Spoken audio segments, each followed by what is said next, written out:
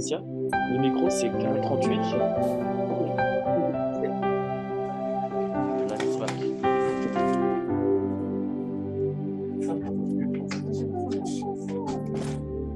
En plus, la télévision là.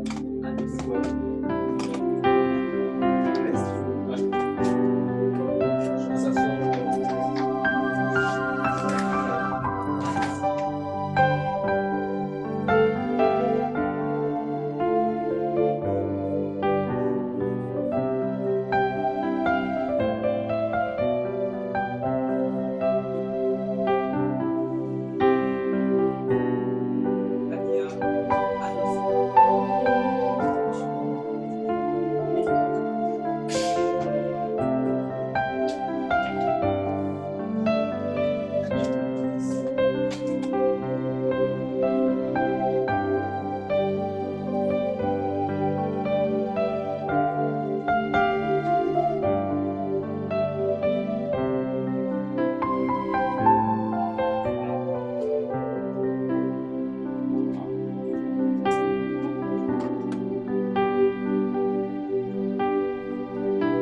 J'entends pas l'interprète.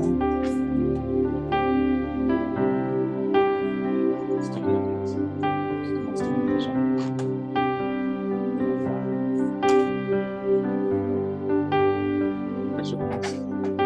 C'est un tournant.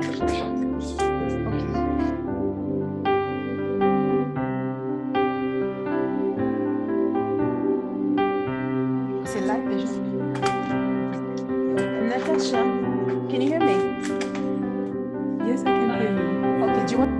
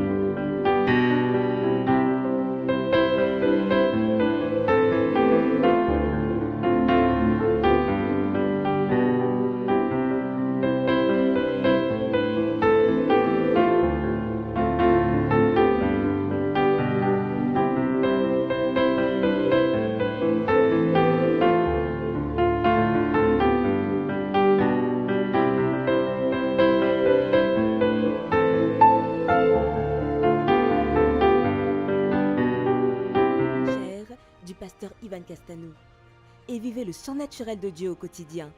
Disponible au format papier sur le site www.metanoiaev.com, sur www.afrique.metanoiaev.com, en e-book sur Amazon et en audio sur les plateformes de téléchargement Spotify, Tunes, Deezer et Google Play.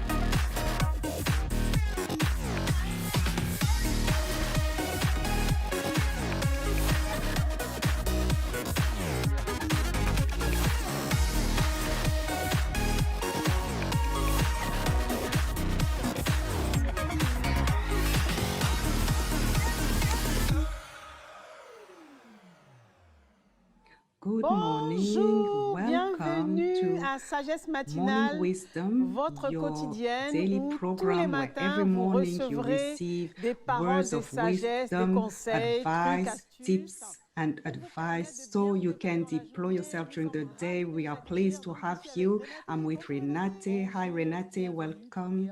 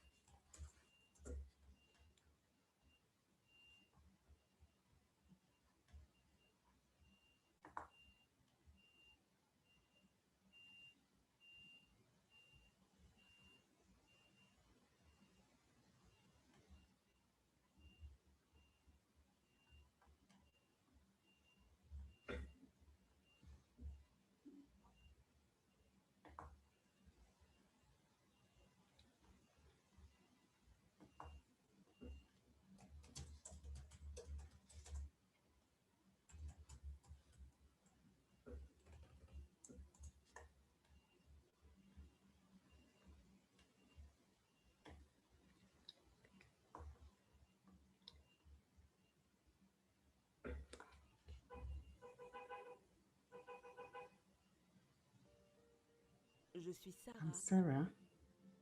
I'm a successful entrepreneur. I constantly seek to have control on my life. I succeeded up to now. And then recently I heard I had cancer. I lost markets and my company is going down. I lost control. I started reading to forget. This is how I discovered the expertise of an architect able to rebuild a whole life. I read you deserve a new life, and I realized that a new beginning was still possible with him. Today, I gave him the full control of my life to the great architect. I overcame cancer and my business is flourishing. You too encounter the architect of your life by reading Modestine Castaneau's book, You Deserve a New Life. No matter your projects, building, renovation, expansion, he works on all kinds of architectures. He will be pleased to transform your life into a majestic building. Order right now on Amazon.com.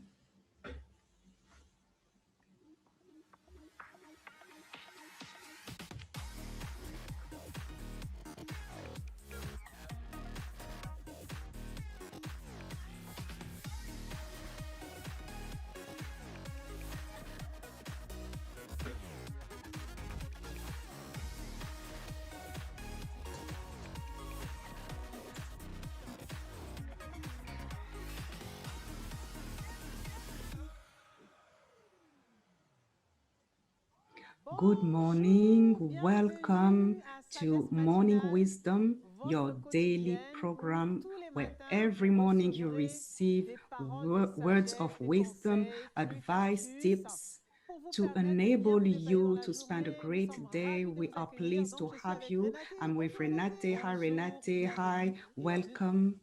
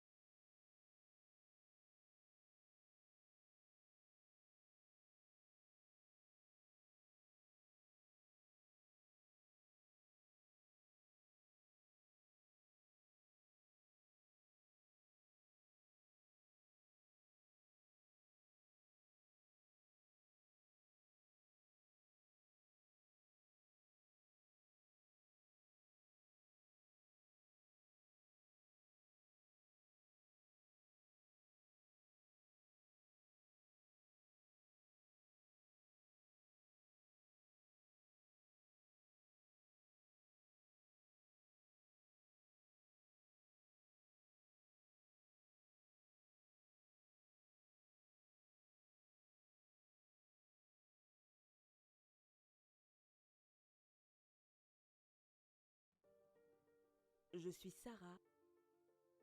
Je suis entrepreneur à succès. Je cherche constamment à avoir le contrôle sur toute ma vie. Cela m'a toujours réussi jusque-là. Et puis j'ai appris récemment que j'étais atteinte d'un cancer. J'ai perdu des marchés et mon entreprise court à sa perte. Quel choc! J'avais I perdu le constantly contrôle. seek to have control on Je me my suis life. plongée I dans la succeeded recherche up to de now.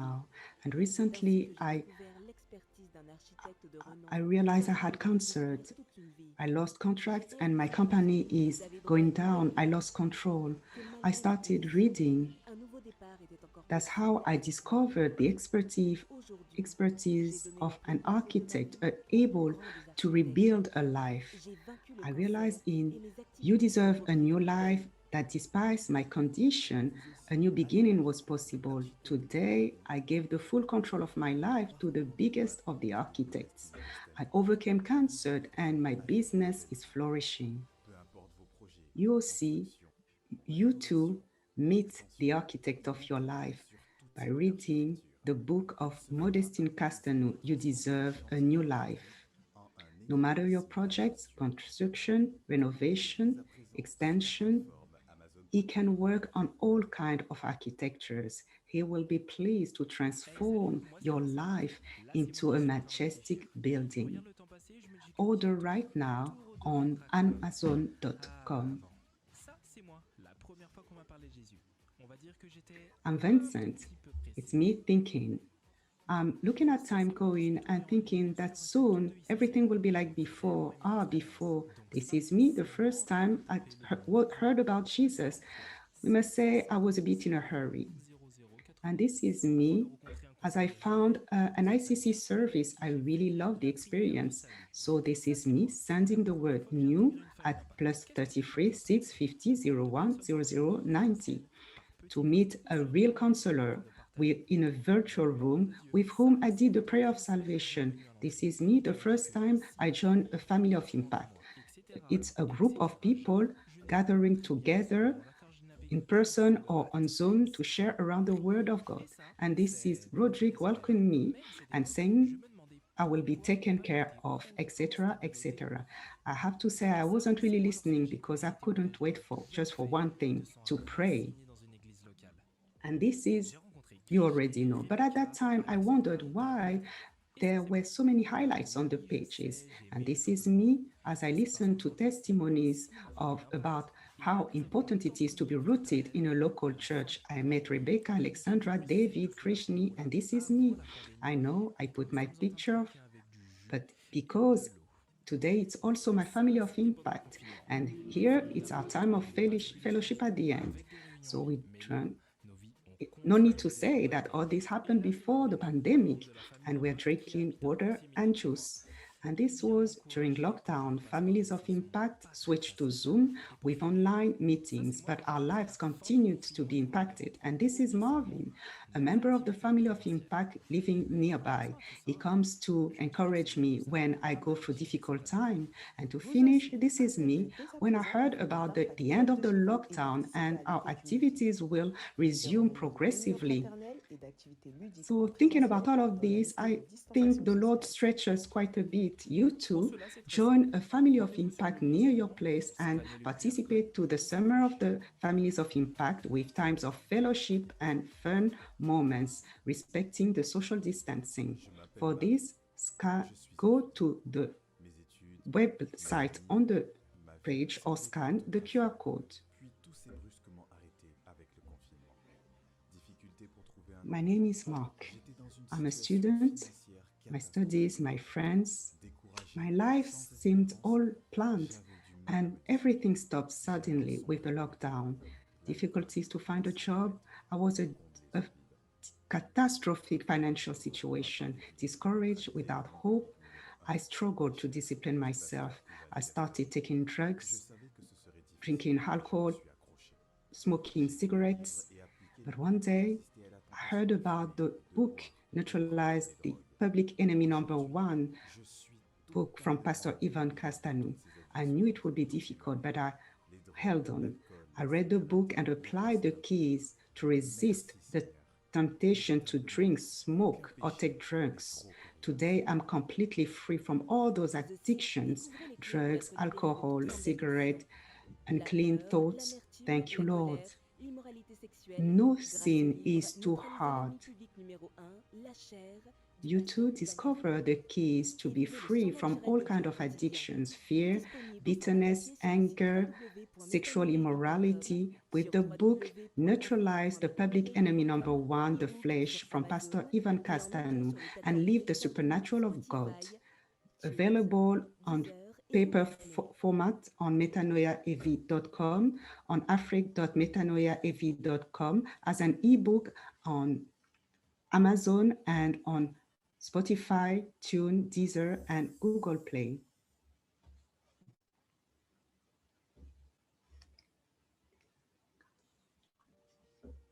Je suis Sarah. Je suis entrepreneur à succès. Je cherche constamment à avoir le contrôle sur toute ma vie. Cela m'a toujours réussi jusque-là. Et puis j'ai appris récemment que j'étais atteinte d'un Sarah. cancer. J'ai perdu des I'm a marchés, successful et mon entreprise entrepreneur. commence à I perdre. constantly seek to control my life. I Je me suis succeeded plongée up dans to la now. nature pour oublier. And then recently I C'est ainsi heard que I j'ai had découvert cancer. l'expertise d'un architecte I de lost renom, contracts capable and de my reconstruire company toute une vie. started going J'ai down. réalisé I grâce was à lui, shocked. I d'aller droit à une lost nouvelle control. vie, I que malgré ma started condition, reading to un nouveau forget départ était this is encore how I possible discovered avec the lui. expertise of an Aujourd'hui, architect j'ai donné able plein to contrôle de rebuild ma the vie whole au life. plus grand des I entrepreneurs. realized thanks to the J'ai vaincu le book, cancer You et mes Deserve a New activités ont Life, repris de plus that belle. despite my condition, a new beginning was possible. Today, I gave the full control of my life to the biggest of the architects. I overcame cancer and my business is flourishing. You too meet the architect of your life. By reading the book of Modestine Castanu, You Deserve a New Life. No matter your projects, construction, renovation, extension, he intervenes on all kinds of architectures. He'll be pleased to transform your life into a majestic building. Order right now on Amazon.com.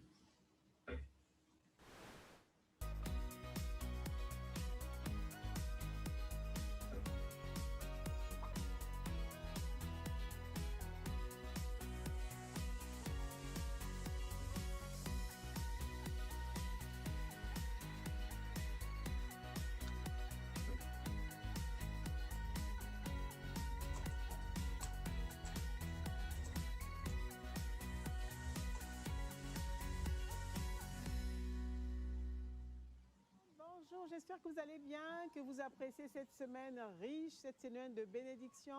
En tout cas, sachez que nous sommes ravis de vous retrouver une fois de plus aujourd'hui. Nous vous souhaitons la bienvenue, bienvenue à tous. I hope you're well, that you'll appreciate this rich week, blessed week. Know that we are happy to join you once again today. We say welcome to all of you. On this set today, yes, we are on an exceptional set. We will say the true things, the truth today. You'll see it.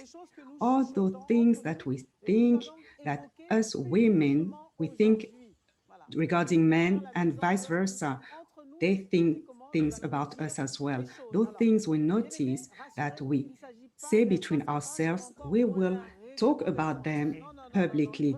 It's not just when we are between us, but publicly we will say things. So beloved, it's not about a face-to-face or not a way but a place to exchange and discuss so we can understand the universe of men and the universe of women. So you understood the goal of the program. I'll introduce you, the people with me. So Renate, I'll start with Renate. Hi. We don't need to introduce you anymore. Everybody knows you. We are used to have you, so welcome. And I will continue with Fabrice. Hi, to introduce Fabrice. He's been married for 3 years. He's a manager. Welcome to this set. Hi, Miriam. nous dire les choses. Miriam is single. Donc, pour que le plateau Look at soit her, équilibré, bien évidemment, j'ai l'honneur de vous présenter shining, Olivier. joyful. She's a manager, chief project manager. Welcome to this set because we want to say things. So for a good balance, I also have Olivier. Hi, Pastor Maud. Hi, Olivier. How are you? A bit of pressure? Yes, a little bit. So welcome. Just to tell you, Olivier is single, is a project manager as well. You will be here, the voice of single men. So welcome, good luck. So Renate, how can we start? I'll let you start. So today, Master Mode, we want to take the time, as you said, the theme today is if we just say the real things. So we will take the time, as you realize, many things we say between us women in our meetings when we meet together. And we said that would be a good thing to have a set where we have women who will speak for those who are not on the set, and facing them, men who will express themselves as well.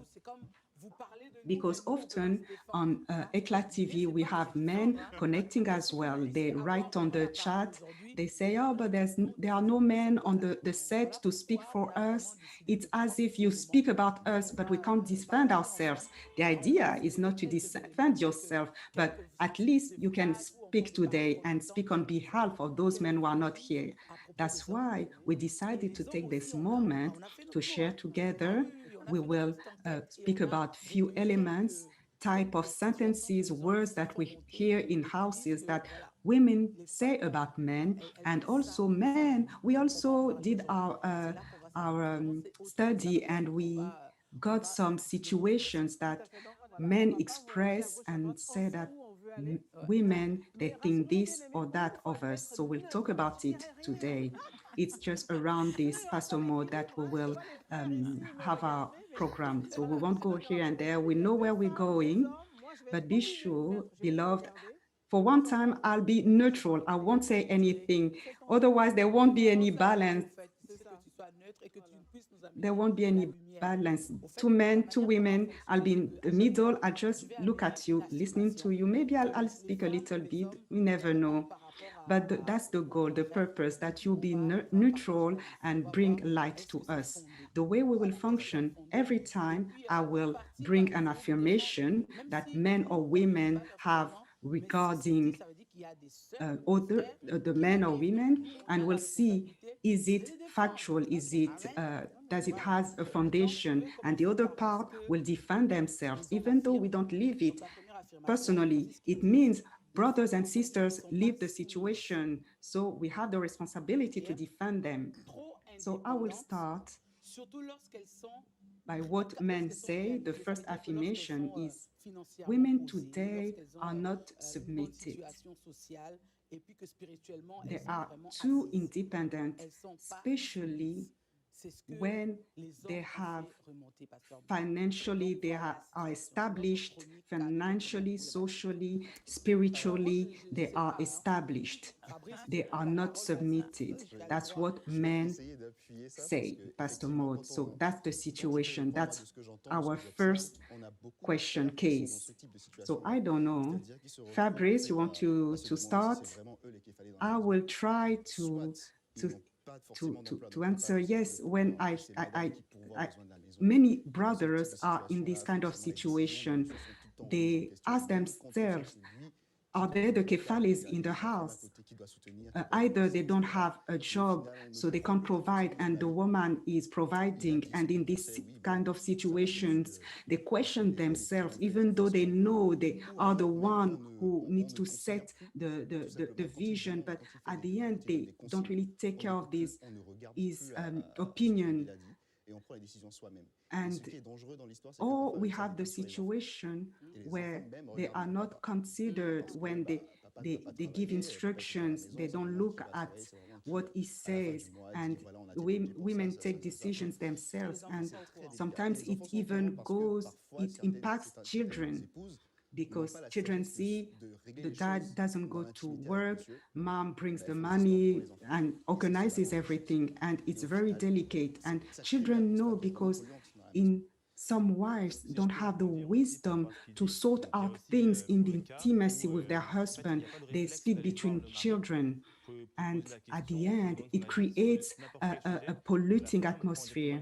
If I can add to what he says, there's also the case where there's no the reflex to go and see the husband, ask the question, ask his opinion on any subject.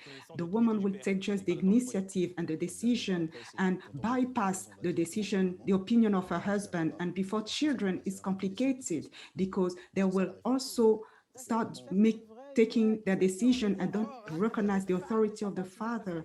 And when you want something, you go, you see your mom, not dad, because you think mom is the one who decides. It's a true accusation. It's really, women are not submitted because they are financially established. I don't know. Renate, I will just ask a question. I said I will speak for other women. Are you convinced it's because they are better financially, spiritually, or socially that they have such an attitude? Or you think they despise men because they have more money? Is it just a way to interpret things? It's possible in some cases. I've never lived that. My wife is the best. You better say that because she's listening to you. It's true. I say it before everyone. She knows it. The truth is, we hear testimonies of brothers who say, I gave my opinion and she said, oh, you're not the one bringing the money in the house. And so that's the things we hear. Oh, go on. And there's another thing I heard as well, is that there's a lack of patience because the husband doesn't move. So straight away, they want to take the decision now. Women think they are legitimate. They think that it's the good decision. So what I heard from women is that they don't have this pretension. The problem is more on the man's attitude. They don't have the job, but they don't force themselves. They just sit at home. They don't look for a job, and they are a bit annoyed by the situation. They want to have a man who search. If they are facing a man in the morning, he's just sitting in front of his computer sending CVs. They won't have attitudes. So a wife, if she sees her husband, he wakes up, he's in front of video games playing, when he has to go to sleep, he hides the game because he wants to be the first to be able to play. It's complicated. When I hear sisters saying that, honestly, I want to defend you, but it's complicated. They say those men, they will either find a job, but after a few weeks, they are fired. Why? Because they don't have the patience to learn, to develop themselves in the job they have just found, because they have their wives at home, she has a good job. And others say, for those especially who live in Western countries, they came with their husbands. Their husband had degrees back home, and they come in Europe. They don't want to go back to school to retrain so they can be able to work in the society where they're established. So it makes men who want to go back to their countries. But my brothers, when will you go back? In the meantime, we need to eat.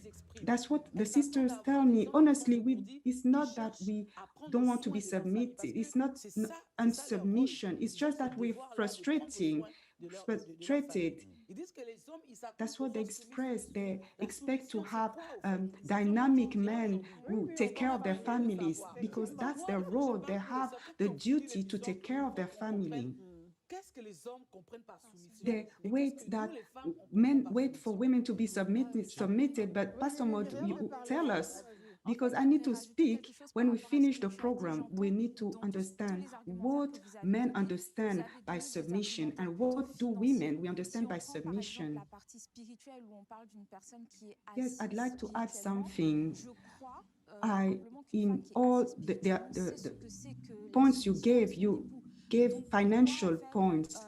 If we go to the spiritual part, someone established spiritually, I believe a woman established spiritually knows what submission is to her husband. So why can you say that a woman who is spiritually established is not submitted to her husband? Because the main point you have spoken about is the financial point, but Aperenate spoke about the spiritual point. So how a woman established spiritually can be unsubmitted to her husband? Non, réponds à notre question. Non, mais faut pas nous poser une question. Tu réponds à notre question. Le point que tu veux aborder, c'est est-ce que finalement. Regarding those two questions, I have another question to answer yours. No, answer our questions. Don't ask questions, answer our questions. The point I'd like to speak about is the fact that the husband is not proactive or established spiritually gives the legitimacy to the woman to bypass his opinion. Women don't take the place. They need a chief in the house, but most of the time, those who are there, they don't decide. The boat is drowning. Nobody stands up to do something. So the woman says, we have to save the boat. So it's because the man doesn't do his work. So the woman finds herself, she feels she has to do the job. It's like Moses' wife. She went and they feel as if they have to save the boat. So let's imagine the situation differently. Instead of acting this way, why not with a lot of wisdom, of course, because we notice that in most of situations is a lack of wisdom, but why not just encourage the man? Because maybe what he needs is to find confidence in him. He went through a difficult situation and he just wants his wife to say, it's okay, it's going to be okay, I'm here, I'm encouraging you, why don't you do this or that? I have to intervene here because we talking about submission. That's the word coming often in such situations where the woman works, the man doesn't work. Straight away, it's like the magic word, you're not submitted. We often hear it. So it's a sentence, an expression that men will use saying you're not a submissive woman because she works, she's assertive, she's independent.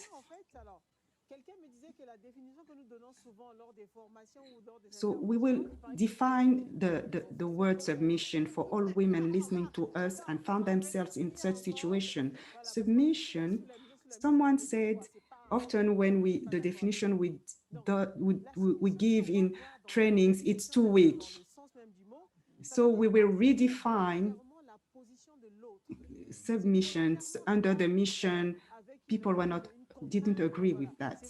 If we go in the expression of the word, is accepting voluntarily the position of the other. It's voluntarily, it's not with restraint, it's voluntarily accept the position, the authority. It has nothing to do with the condition. It doesn't mean whether you earn 10,000 euros. It's just as the Bible says, the man is the chief of the family. So the woman must accept this fact, a woman in the Lord who knows the word of God, works with the Lord. So voluntarily she accepts that in her house, as you said, the chief, the first, the kefale, him who is accountable is the man. He has the responsibility to be the first.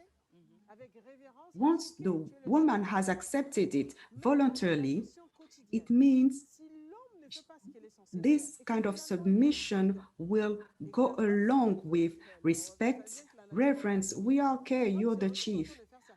Then the daily management, if the man doesn't do what he's supposed to do and there's a gap, an emptiness, and she finds herself, the man can't come and say you're a woman who's not submitted to me. No, we have to say that if you don't do what you're supposed to do, the house has to work to move forward. If I do it, if by doing it, I'm lacking respect towards you, okay, but she lacks respect. She starts considering that she's superior to the man. She's the chief in the house. That's the kind of woman that is not submissive. But often this expression I noticed, men, not all of them, some men use it because they think their place is threatened. Because I'm not working, there's a kind of vulnerability. So they want to defend themselves and say, I'm the chief, but a chief doesn't say, I'm the chief. It's not about saying it, it's about occupying the position. Even when you don't work, we can still organize the house, give instructions, plan things, help your wife, but because when you don't work, you don't just spend your day before the TV. When you don't work, work is not just about waking up in the morning, going to a company. You need to be creative. You must have projects, plans for your family. And the first responsible of the house is the husband. So to have a balance, I understand women who say that. No, rather, I understand women who don't accept this fact, because in some cases, men have completely given up. So we need to reestablish things. And the word that God gives is in Ephesians 5:22. Wives, be submitted to your husbands as in the Lord. So a woman who fears the Lord knows this passage, and she knows this is what she has to do. The same submission she has towards God, she has it towards her husband. But in some cases, she's annoyed. She's discouraged because the husband doesn't want to do anything, and it can create difficulties in the house, conflicts, indeed. So man doesn't have to be impressed, intimidated. On the contrary, when you have a wife in the morning going to work, thank God for that, because she's a help. A wife who comes into a marriage comes as a help. She's not going to let her husband to be the only one to run in all directions. So she thinks she has to bring something to the table. This is the goal that women have. That's why they work. The woman in Proverbs 21,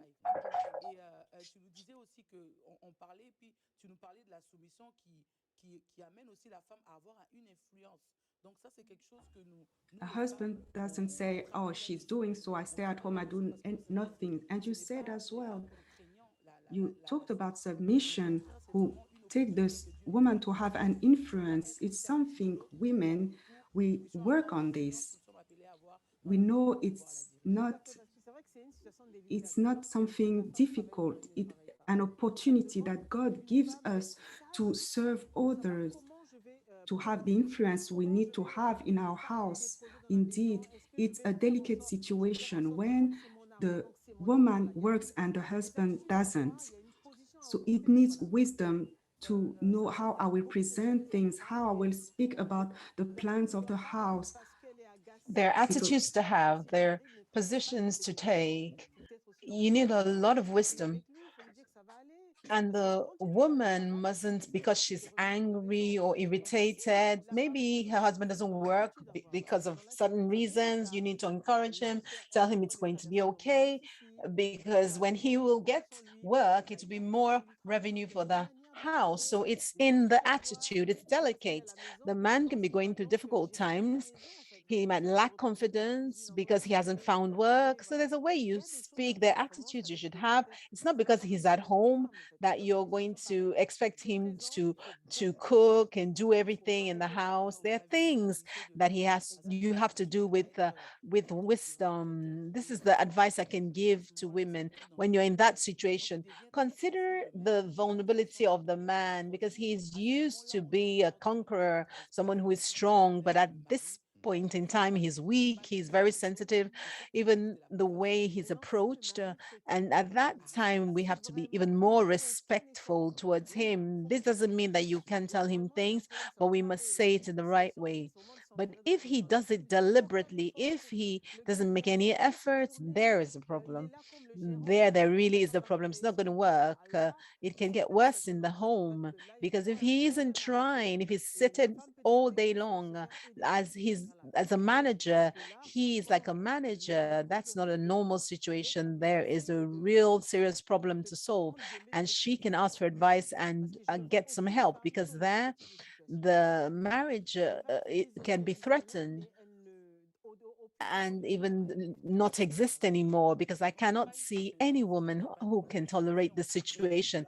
There are women who don't see anything, but in the inner self, they don't like it at all. It's not a question of submission. The issue is somewhere else. We need to deal with the problem of the role. And so we have another prejudice about the role. So I'm moving on. Are you okay, Olivia, with what we've said? Yeah. It's okay. Yeah, of course. Anyway, you don't have a choice. You should also help the husband to know why he's not working. Maybe he's in the wrong area. That's what Renata said. He can go back to school. He can go online. He needs to be courageous. Maybe he needs to accept even work that is less than what he hopes. Because when you're a man, you're a man. The kefale at home must bring something home. He can't say, no, I can't do this work. I can't do this work. Even if you didn't do anything, then do something. You take the work that allows you to bring something home. That is being responsible. Amen. So our next point, this time it's women. Women state the following. Are you ready? I'm going to read this statement. Men expect a financial contribution from their wives, but are not ready to contribute to housework. What does this mean? In a house, we have the man and the woman. In the morning, the man goes to work. The wife also goes out to work. In the evening, when they get back home, the man is sitting in front of the television and the woman has to do everything at home. She has to wash up, take care of the kids, everything that there is to do. The man doesn't want to contribute to the housework, but he has a very high expectation and about the contribution, financial contribution that the wife must bring. That's really something women, we say amongst ourselves. And that's what they said to us. They sent this question. They said, no, deal with this on the platform because we are tired of it. All right. Who is speaking? I'm going to speak to say that brothers are expecting high contribution. I don't agree with that because everyone has their responsibility. The principle usually is that we bring what we can bring and we manage the home together with it. I cannot bring 1,000 and expect my wife brings 1,005 or 2,000. If she can, if she can't, it doesn't matter. But outside that, that's what you say. But they're men. This exists somewhere. You have to bring the minimum of what I earn or even more. A woman who is not working is not a wife, but when you get home, I'm the boss and you have to work. And when she loses work, he goes to look for work for her. He sends her CV. That means he's motivated. He loves his wife. He loves his wife. No, in a general way. if it happens, the brother has a problem with his mentality. Of course, I can't adhere to this. Yes, it can happen. There are brothers that might think like this. It's not normal because God has given grace to each one to do what they can. If she brings something. But on the other hand, we cannot accuse, we can't attack a brother who doesn't do housework. You need to bring him alongside to do it, but don't attack. You're the one who is talking about attack. I'm saying this because I hear sisters say, yeah, he never does housework. But the day he tried to do something, she didn't see what he did. And she saw the way that he did it. All she said was, you did it wrongly. I understand what he's trying to say. I think before marriage, it's important to ask these kind of questions, maybe ridiculous questions, but daily life questions, but they're important. I'm sorry, but a brother who says from beginning of marriage, he says, I'm not going to do any housework, my love, there will always be food to eat, but the rest I'm not interested. And the wife said, okay, no, no, no, no, that's not the context. So we are already in marriage. You have to really listen to my case study. We are in marriage. We have to deal with a man who expects the woman to contribute financially, and he doesn't want to contribute to housework. Let me take it further so that we can understand it. The wife, when she speaks about this, she's complaining that everyone has their role. He is the provider. The wife understands her role. She knows that she needs to take care of the home. That's her responsibility. But the man, it's his responsibility to bring food home.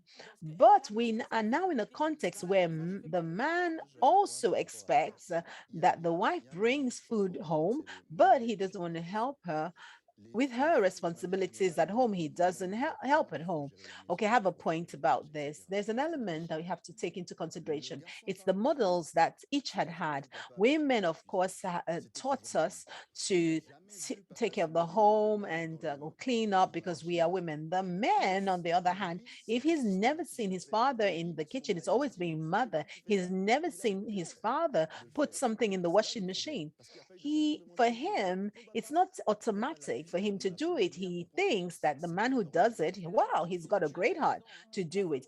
And that's the problem, because there wasn't a change of mentality. So we're not going to accuse him. We're going to help him to understand that it's not normal. But the mother, the wife can also say that, okay, the wife could say, I didn't see my mother go to work. She can say that as well. But you have to see the dispositions. Maybe the husband washing up, he's not interested in that, but he likes to take care of the children. No, we're talking, okay, if he takes care of the children, that's even good. But the fact that he says that the household work is the woman's, what would you say if you got married today? I think instead of waiting for the person to come towards you, there's the attitude of proactivity that the man can have, because you're living together in the same house. So if it's the responsibility of the woman, because as a woman, we are the help of our husbands. But if that is, love is also being proactive in help. If, for instance, you get home at 7:30 p.m. from work, and you both have difficult jobs, I think the man has to be proactive, saying that I will help you because I know you came back late. I can see things need to be done. I don't wait for you to say do this or do this, or that you ask me for help. But this is a way of demonstrating love, to say I'm also here for you. As much as I expect you to help me, I will also try to help you. I will try to be present for you in the context. So I think that's the heart of a single lady who sees around her married women who are saying, be careful, be careful. Because what women say is that the role of the man is so abstract. They find the role so abstract. He's a protector. He covers. When we sleep at night, he's also sleeping. When is he watching over? Is he staying awake or going from room to room? But when they say housework, oh yes, she washes the clothes. It's concrete. She cooks. The house is shining. It's concrete, but you are protecting. It's not clear. Yeah, there are men who, when there is a noise on the stairs, it's the man that left up. But what is worse is that when the children sleep, it's the woman that wakes up. I'll give an anecdote about me that speaks about this. We were cleaning up with my wife at home, and she started because she had planned for us to do that. So before I was doing something else, so I joined her. And when I joined her, I said, what do you want me to do to help you? Because my wife, when she begins, you just need to leave her alone. She doesn't want to be disturbed because she has established her strategy. If you start to do things, no, no, no, I wanted to do that after. So by carefulness, I said, what do you want me to do? That's your mistake. Sorry. No, the fact that you ask her the question, what do you want me to do? It's not the question that you ask a woman who is working, because she says, you can see there's so much to do. Why are you asking me? What do you want? And this is the kind of question that the woman thinks, are you joking? Are you making fun of me? Yes, it's true. She doesn't want the man in and out, but you can find something to do that you know that when she finishes, she's going to want to do that. You can already go to the next task, but you're not disturbing her or following her. She's not going to like that. But you go and do something that you know she's going to do next. This is an answer that you can bring, and that is wiser. Don't ask the question, but anticipate. And I believe that she will appreciate the fact that you help her with one of the tasks. And that day, she could go to bed less tired and be more available to you, and she wouldn't have a headache. And the other element that you brought up is that I do it, she doesn't encourage me, she says I don't do it well, or she doesn't say anything. That's because you're the protector. When you do the housework, you're protecting your wife from tiredness. You're protecting her so that she's not exhausted and that she falls into a burnout state. So if you've done it, don't think she's going to say, oh, that's wonderful. When she comes back from work, do you say that she's done an excellent work? You think it's normal that she worked, and that's it. Everybody brings something home, because as the mode, you have to help us, because women say they are going to choose to stay at home and wait for Kefele to do everything, but they're going to wait at home, stay at home. Like in the olden days, they want a person who is going to wash up, who is going to clean, a house help, and he has to pay for makeup, nails, hair, and that she was there just to speak and say they're lovely, they're great, they're perfect. Because that's just like their role, isn't it? That's their role. They need help us. Okay, let me help you today. Listening to you precisely, Miriam said it earlier on. The secret, when you say his role is this, their role is that, each one knows their role. Men know their role, women know their roles. But what is important at the end of the day, we're not in a closed system where everybody stays and says, if this is my role and if it's not my role, I don't do it. But love gives. Love gives. When we love, we're ready to give. John 3:16, God so loved the world that he gave his only son. When you come back in the evening and you see your wife is tired, you say, honey, can you sit down? I will put the clothes in the washing machine. It's a way of giving. You know it's not your responsibility, but you do it because you love her. And I'm almost sure, 100%, that if you did it, you would have scored a goal. She would appreciate it. You will see that her behavior would change throughout the week. It's a way of behaving. And like the same way, she didn't wait for you to go at work and she sat at home. When we love, we don't count. We go or undergo things. Love gives. You can't go into a home and say, I must receive. She must do this for this. She must cook for me. If she doesn't know how to cook, it's not going to work. That's not how you get into a marriage. Even if you know that women must know how to keep a home, not a girl, but a woman, as an adult woman, we must be able to keep a home, make a house function. But in the home, you're a young couple, even an elderly couple. You have to do things together. You can surprise your spouse. You can do things that normally she would have done. This is what I can say about this question.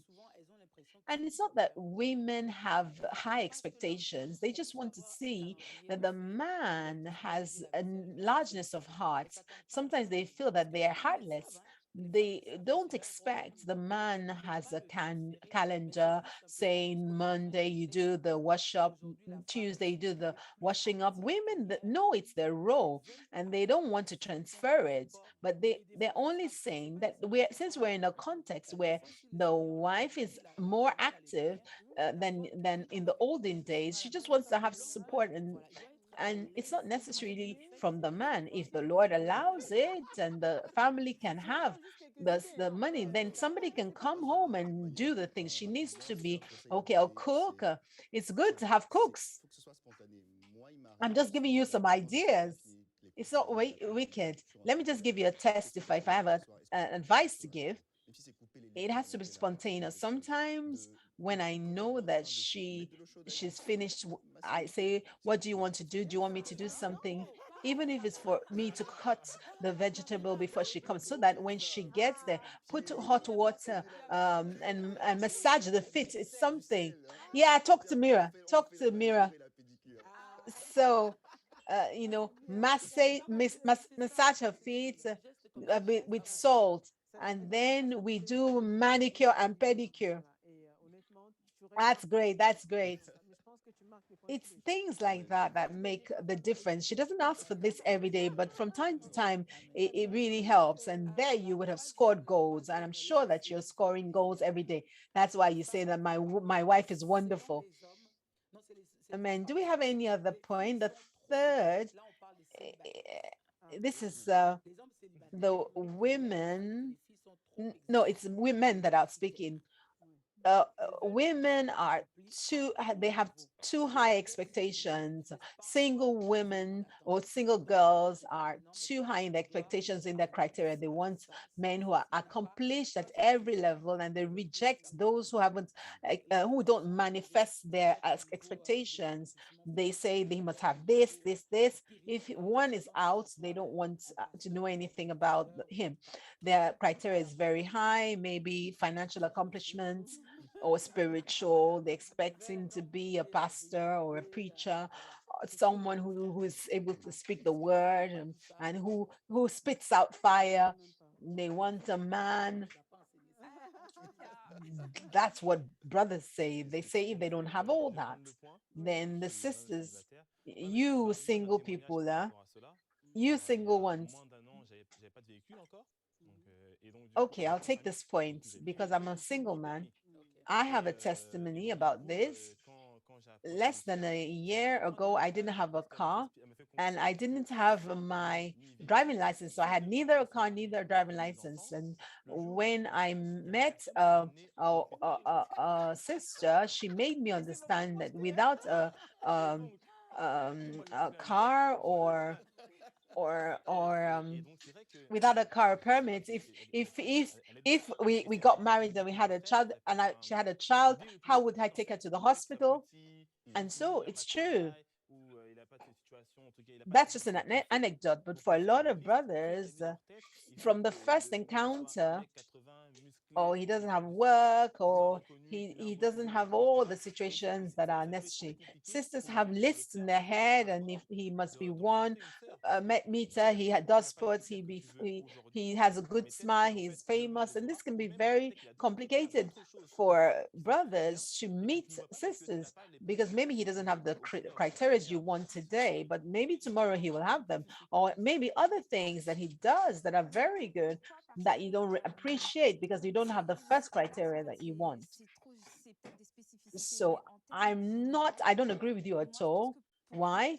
Because there those are specific points, but generally for a lot of women, there are two criteria. They're negotiable and non-negotiable criteria. The ones that are non-negotiable are those that are tied to our values that we've acquired in our families, physical or spiritual families, for which we will not be able to give way, and we wouldn't be able to trade those values. And the other criteria that are negotiable.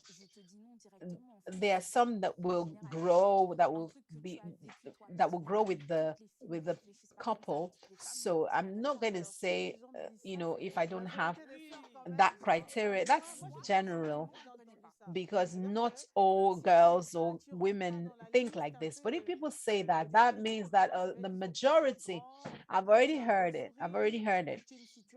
that if I haven't entered into the list of the criteria, you must be tall, you must have a good smile, you must be financially stable. If you're walking, then you're not even credible. You're not.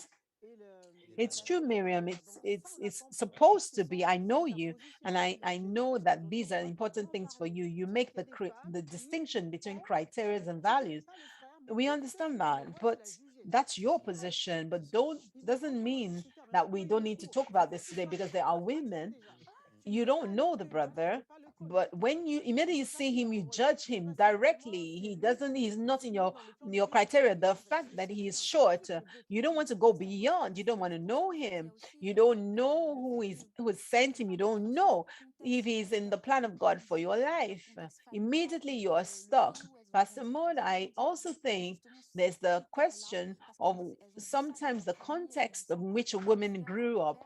The women grew up, the countries where they grew up with these criteria, because they saw this in their families, they saw this about their brothers and their fathers, and they project it on the people that they want to marry. They say, oh, my husband must look like my father or like my brother. And if the father is tall, in her intellect, says, oh, this is not what I represented for myself, because the model I have is my father or my brother. I think that there's that aspect where they are in what they received in their education, their upbringing from their families, from their geographical placement, which will play on the criteria that they will find negligible or not. But what I like to say about it is, it's not just a question, okay, we're saying it like this here, but sometimes brothers have to make an effort. You know, even if the sister says she doesn't want to negotiate on certain criteria, there are some brothers who don't take care of themselves. They have body odors, the teeth aren't brushed. I'm not saying they're all like that, but it happens. There's a minimum of dressing that you should have, because the sister, before she can see the diamond must come with a covering, with a good covering, because the diamond must have a good covering. It's too raw. The diamond needs to make some effort, because sometimes what she says is, even if I say I'm going to try to arrange this, maybe he's going to continue after our marriage, and then maybe he's going to start and leave me in the middle. So we're not saying that we have to be stuck on externals, but there's a minimum efforts. I want to come back to what you're saying. Maybe there are sisters who don't want to have the burden of changing the appearance of a brother. I believe that if she puts this kind of criteria, she says to herself, at least that removes the burden that I would not have to do. I wouldn't, it can be a thinking for making that criteria. What I'd like to say about that is that we have to separate things. I have criteria and values. Criteria Criteria should be adaptable to what I have before me, because there's some sisters, she's seen the brother. Okay, he doesn't have a job today, but she hasn't taken the wisdom. She hasn't got the wisdom to say, has he got a vision? Where is he going? Because we've heard sisters who see the brother and say, he came to me and he came to talk to me. That's a shame, because you didn't see further. We also see men who complain of the fact that she asks the question, what is your vision?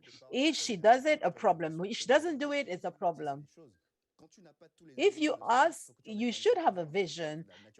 They must know that you're going somewhere. You have an intention, you have a will.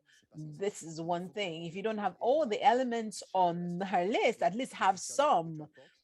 You don't have nothing to propose. What are you coming to get married for? You must bring something to the table.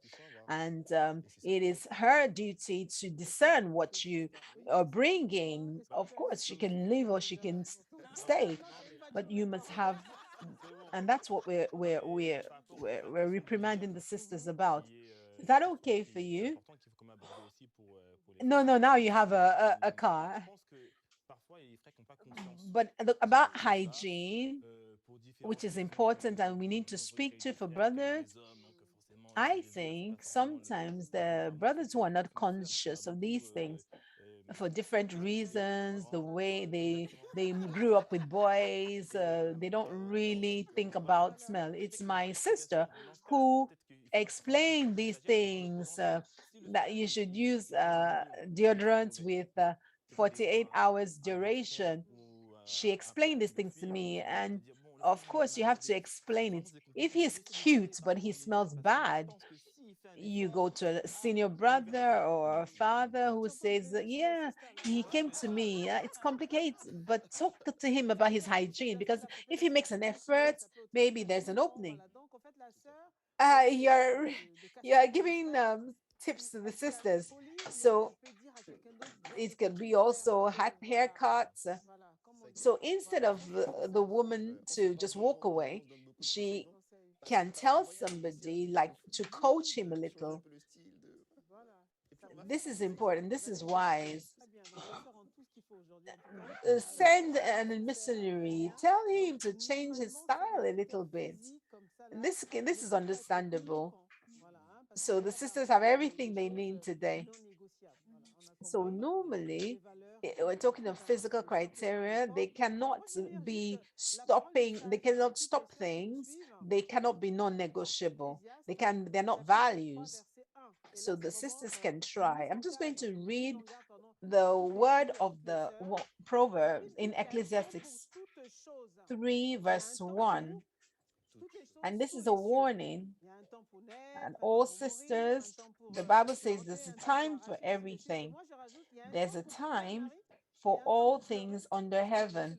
There's a time to be born, to die, a time to plant, a time to find a husband, a time to cry because we let time go by.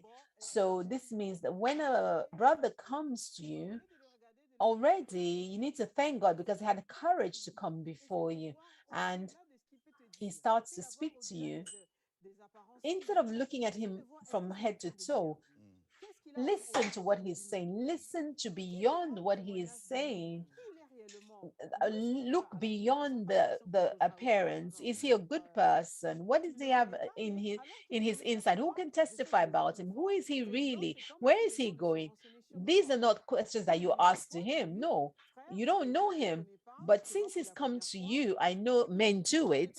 He took time to investigate about you. So he's come to you. You say, brother, I don't know you. I'm seeing you for the first time. Let me investigate. I don't know you. Take some time to examine. Because if you keep saying, no, no, no, you have an ideal man, a ideal profile that you're building. There's a time for everything.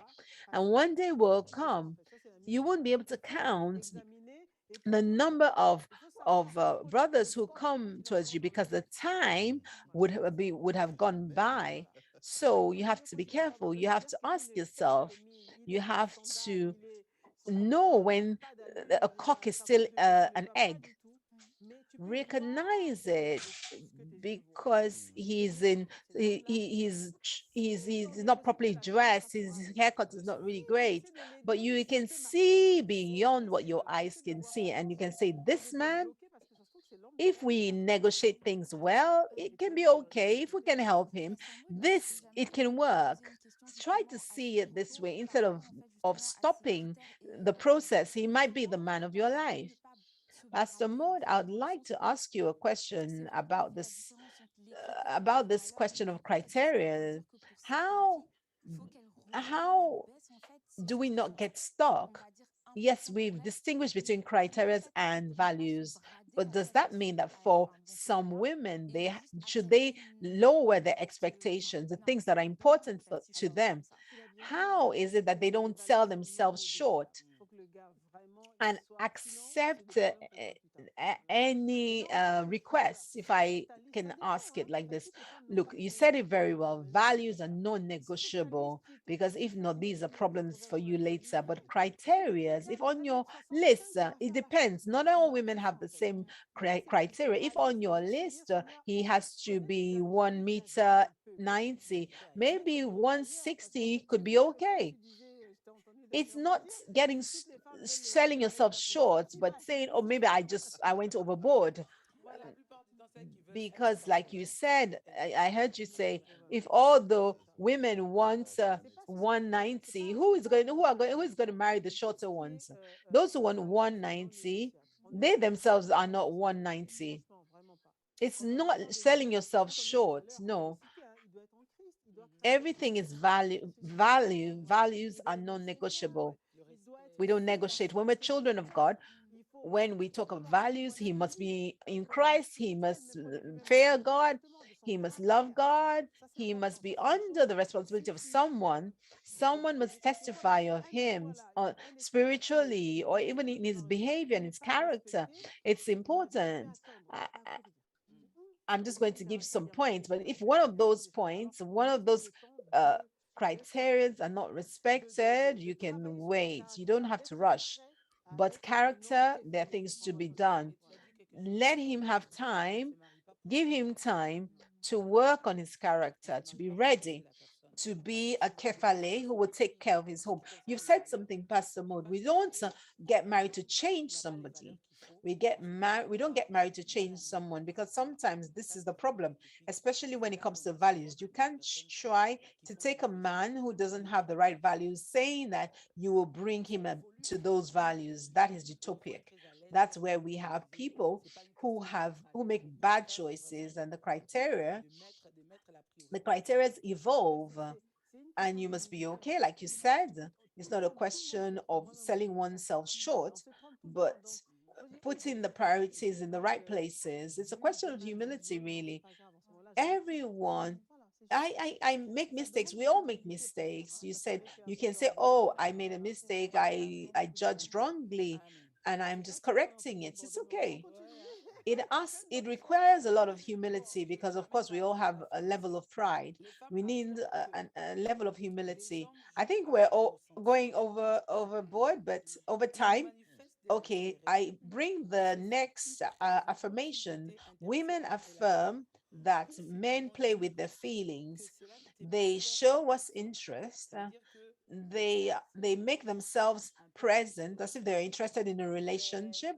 Then finally they said, oh, that wasn't their intention. This means that he gets close to the sister, he calls her, he invites her to restaurants, to the cinema. He spends hours with her on the phone up till midnight. He remembers what she wore last Sunday. He's able every Sunday to say, oh, you're beautiful today. I like your hair like this. All these details, huh? And then after that, he says the sister is not interested. He wasn't in that lane.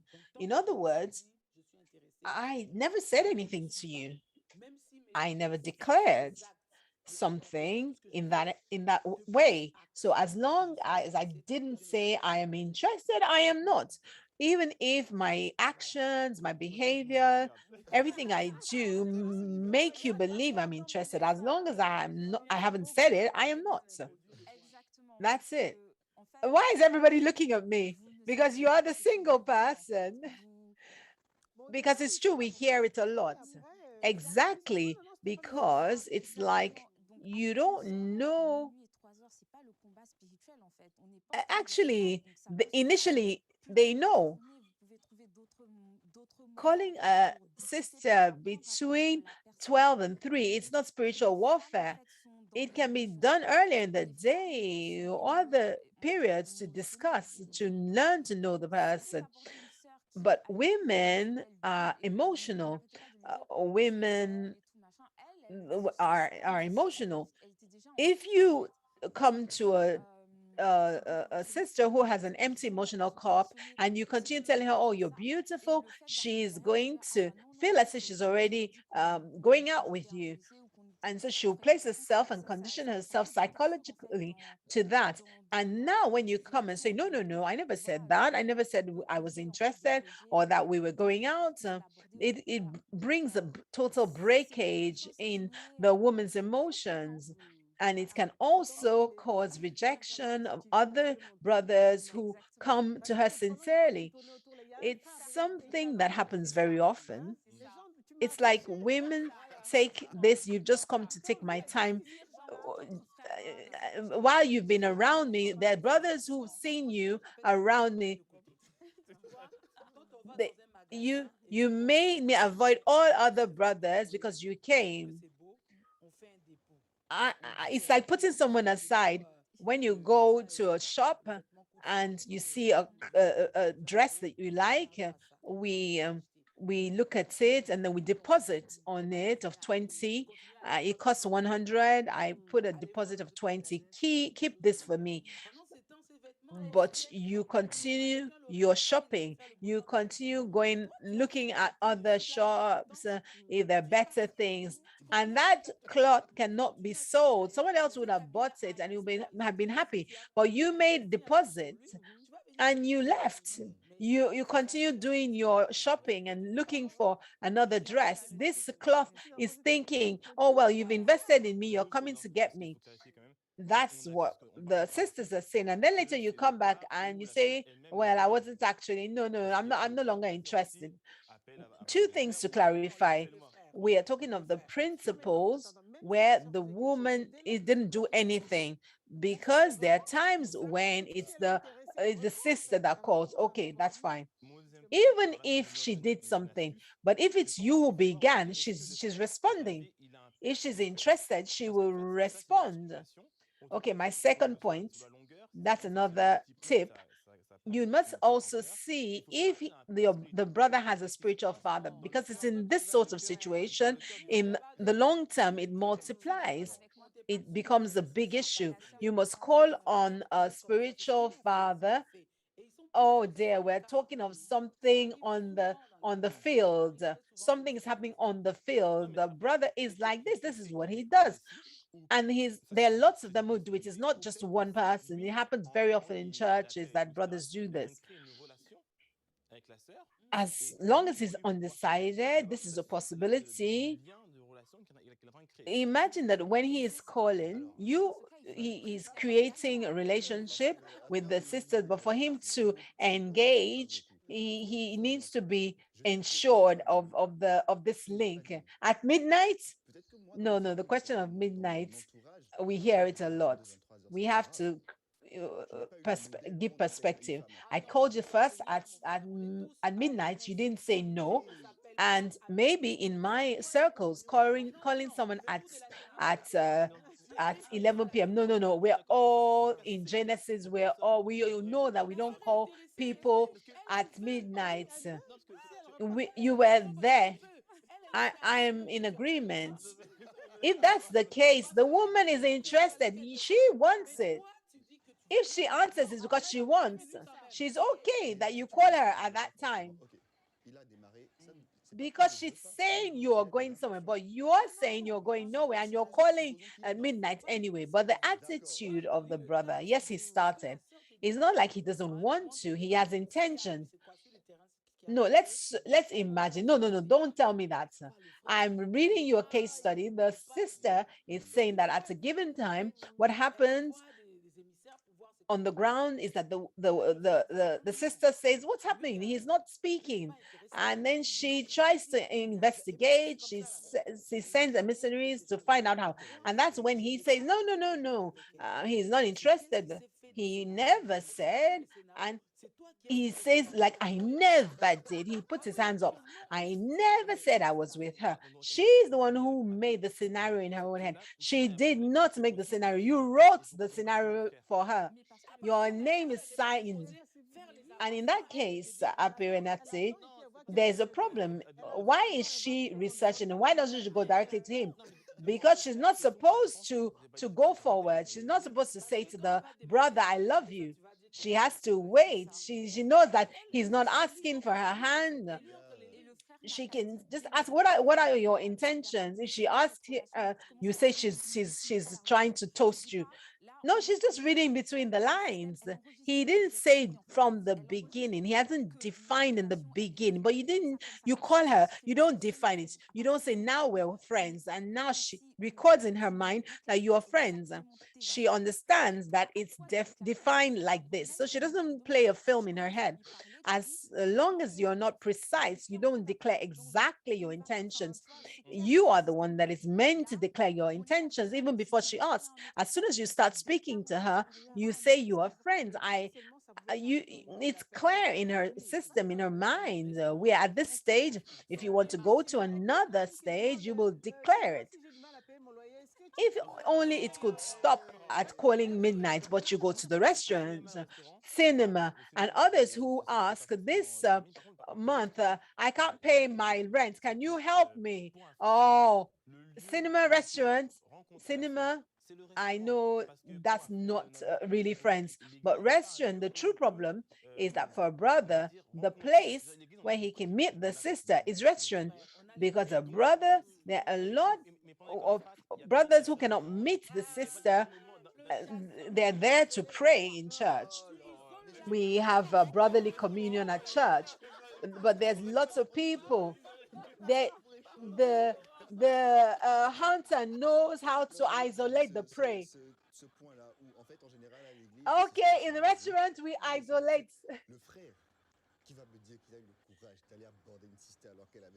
This point, generally, sisters are in groups, and the brother who had the courage to talk to a sister with all her friends around.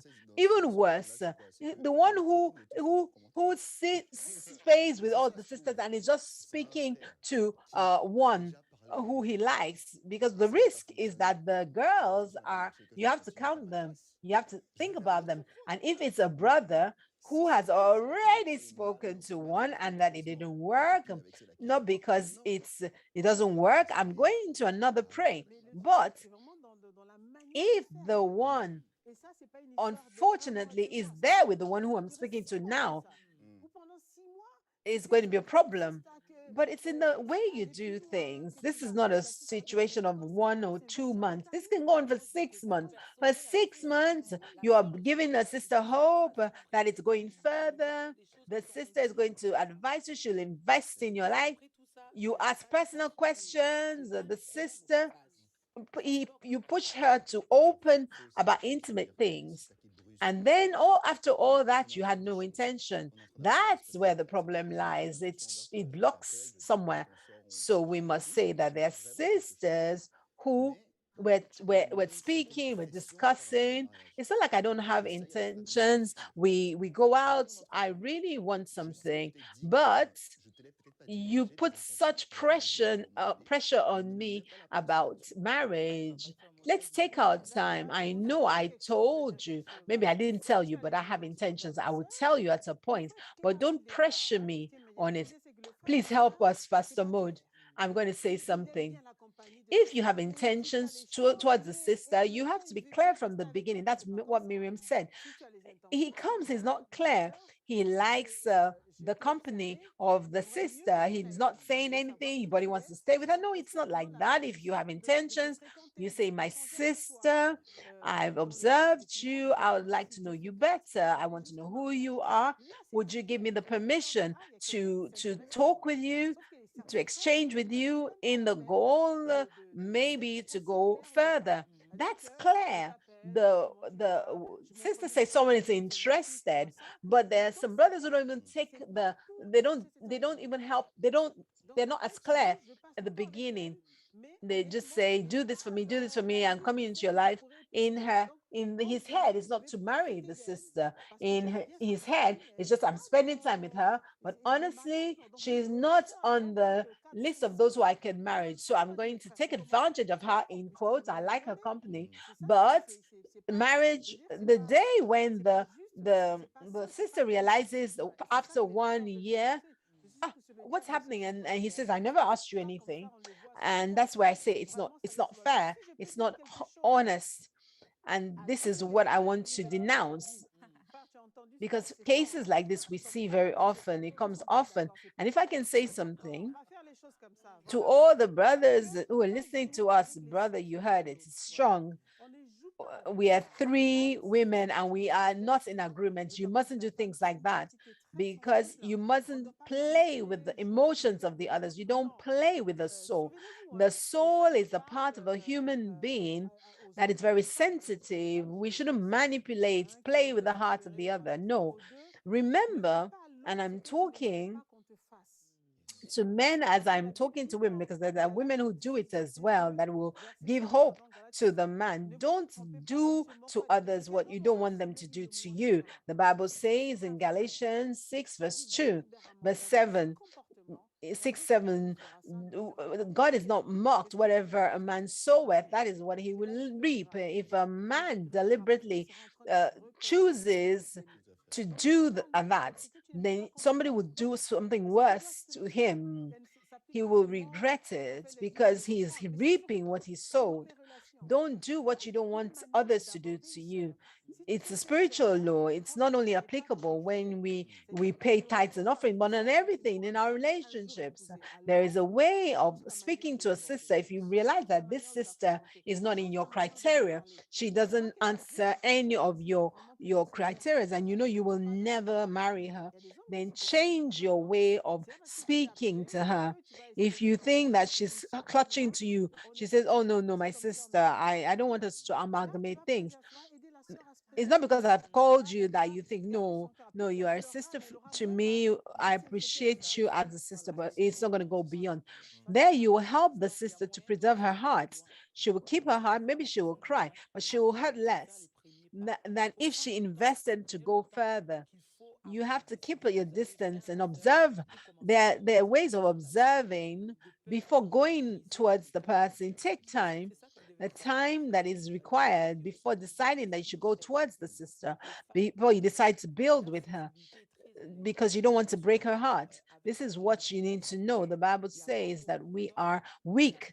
So women, their sensitivity is very high, especially in the current context where not many men come forward. So our sister who has a good brother who is coming towards her and seems interested, she's very happy, and she says, maybe this is the man that God has sent to me.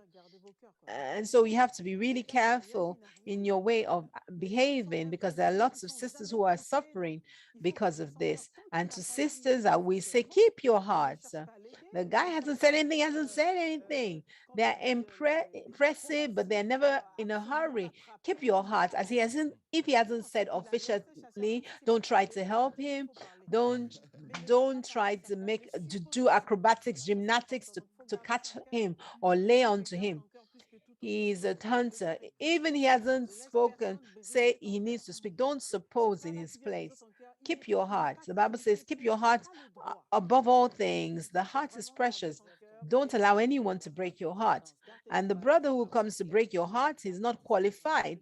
He doesn't have the right. So you need to keep your heart, preserve your heart, keep your distance. As long as he hasn't spoken clearly, keep your distance. Don't project yourself. Sometimes it's brothers, they have just received Christ. They don't know how to behave. They don't know how to behave. So they're a bit clumsy in their behavior. If you are a child of God and you're in church and you've received all you received, you must do things right. Don't allow yourself to be caught into the trap of the enemy. Can I ask the other question? Now, these are sisters, no brothers speaking. When a brother asks for a sister's hand, why does she feel she has to share the news everywhere to put a sticker on the brother? No, it's about us. It's about us. The sister, the brother comes and she's interested. And finally, a courageous one who speaks. And the sister is not in her criteria. Why does she feel obliged to speak about it to all others? Oh, that one, he came to me. To everyone in church is aware. All his friends, her friends are aware. They give him a sticker, a nickname. He's, oh, that's the one who went towards the other sister. I think there are three reasons a sister can do this, knowing I don't think that all sisters do it, but if it gets out, then there are cases. I think one of the reasons a sister does that is because, for instance, she wasn't spoken to for a long time, and now somebody has said something to her. She's happy. She's happy, even if she said no. Yes, the fact that someone at last has come towards her to say, to show that, okay, I was approached. Or there's the part that she has insecurities and she says if she speaks about it, it's going to show that finally it covers her insecurities. But do you recognize that it's not good? Totally. Are you okay with that, Olivier? It's not good. I'm happy that you recognize it. It's so complicated because for a brother to approach a sister, he has to be courageous, because some brothers who get knocked back each time, and every time he's trying and they're putting stickers on him, at a point you have to stop. This brother must get married and he has to approach a sister. It's complicated. If I have to be afraid because I will get a sticker, and that's why finally it's dangerous, because it can make a brother go and seek a wife who is in the world. The question is, why does he get so many negative responses? Because sometimes sisters are obliged to talk about it, because one who was approached, maybe he is the same type of brother who sets people aside in the shop. So the people say, oh, it happened to me as well. It happened to me as well. So we are in solidarity. So we talk to each other so we don't fall into the trap. Because a brother who gets refused each time, he has to stop and say, am I speaking to the right people? Is this, because sometimes I think there's some brothers, the same way that some sisters have high level of expectations. Brother, you don't have back. Let's even leave the back question. there are some women that you cannot just go to like that. There are some women who you can't lift with your two hands because they are heavy. There are some women and these are the people that you're going towards. And if you put they're above your size, it's complicated. It's not going to work. It's like it's not in recruitment. There's a problem. I'm sure the brothers are listening to us, so I would tell the brother, if you have one, two, three negatives, then maybe stop and ask for advice and asks for somebody who can speak to you openly without judging you, but who can speak to you openly without being who can tell you the truth.